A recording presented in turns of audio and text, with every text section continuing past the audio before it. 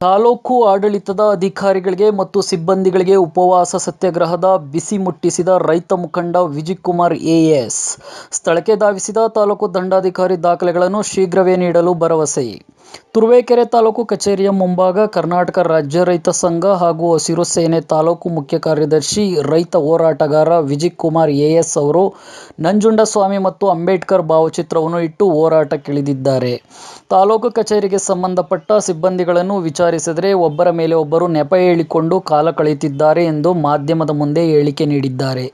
ಜೊತೆಗೆ ಕೆಲ ಅಧಿಕಾರಿಗಳು ಮತ್ತು ಸಿಬ್ಬಂದಿಗಳ ಕಳ್ಳಾಟಕ್ಕೆ ಬೇಸತ್ತು ಇಂದು ಬೆಳಗ್ಗೆ ಸುಮಾರು 7 ಗಂಟೆಯಿಂದ ತಾಲೂಕು ಆಡಳಿತದ ಕಚೇರಿ ಆವರಣದಲ್ಲಿ ಉಪವಾಸ ಸತ್ಯಾಗ್ರಹಕ್ಕೆ ಕುಳಿತಿದ್ದಾರೆ.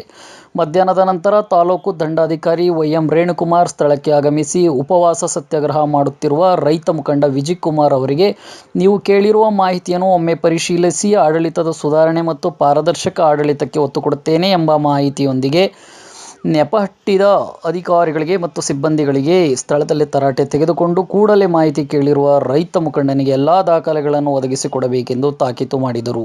ನಂತರ ಉಪವಾಸ ಸತ್ಯಾಗ್ರಹ ಮಾಡುತ್ತಿದ್ದ ರೈತ ಮುಖಂಡ ವಿಜಯಕುಮಾರ್ ಅವರು ತಾಲೂಕು ದಂಡಾಧಿಕಾರಿಯವರ ಕಾರ್ಯನಿಷ್ಠೆಯನ್ನು ಮೆಚ್ಚಿ ಸಂಜೆ 6 ಗಂಟೆಗೆ ಉಪವಾಸ ಸತ್ಯಾಗ್ರಹವನ್ನು ಕೈಬಿಡುತ್ತೇನೆಂದು ಭರವಸೆ ನೀಡಿದ್ದಾರೆ.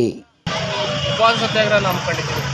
ತಹಶೀಲ್ದಾರರ ಗಮನಕ್ಕೆ ಬಂದಿರ್ಬೋದು. ತಹಶೀಲ್ದಾರರು ಬಂದು ಸ್ಥಳದಲ್ಲಿ ಏನು ನೀವು ಕುಂತಿದೆಯಪ್ಪ ಏನು ಅಂತ ಕೇಳ್ತಾರೆ. ಅದಕ್ಕೆ ಬಂದ ತಹಶೀಲ್ದಾರರು ಅವರ ಹತ್ರ ನೇರವಾಗಿ ಮಾತಾಡಿ ಆ ಸಮಸ್ಯೆನ ಬಗೆಹರಿಸಬೇಕು ಅಂತ ಬಯಸ್ತಾರೆ.